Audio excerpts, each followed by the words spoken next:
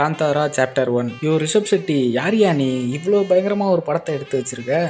அந்த மாதிரி இருக்காருமா.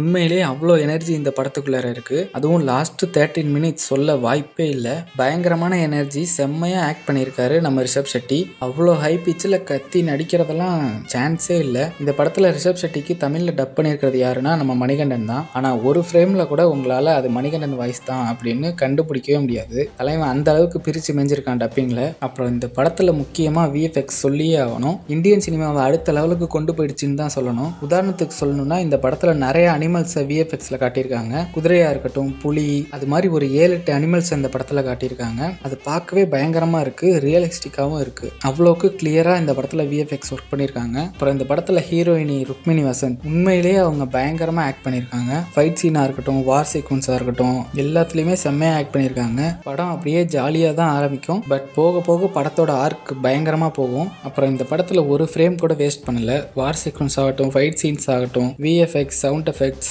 எடிட்டிங், எல்லா டிபார்ட்மெண்ட்டுமே பயங்கரமாக ஒர்க் பண்ணியிருக்காங்க இந்த படத்தில். என்னதான் இவ்வளவும் இருந்தாலும் படத்தில் கதையும் இருக்கணும்ல. அதே மாதிரி இந்த படத்தில் ஒரு ஸ்ட்ராங்கான நல்ல கதையும் இருக்குது. கண்டிப்பாக இந்த படத்தை பார்த்துட்டு நீங்கள் வெளியே வரப்ப ஒரு செம்மையான எனர்ஜியை ஃபீல் பண்ணுவீங்க. ஒரு தெய்வத்தன்மையை இந்த மூவியில் உங்களால் ஃபீல் பண்ண முடியும். அதுதான் இந்த படம். செம்மையான விஷுவல் ட்ரீட்டு. கண்டிப்பாக இந்த படத்தை தேட்டரில் பாருங்கள், வேறு மாதிரி இருக்குது. அப்புறம் மறக்காமல் லைக் பண்ணிவிட்டு நம்ம சேனலை சப்ஸ்கிரைப் பண்ணிடுங்க.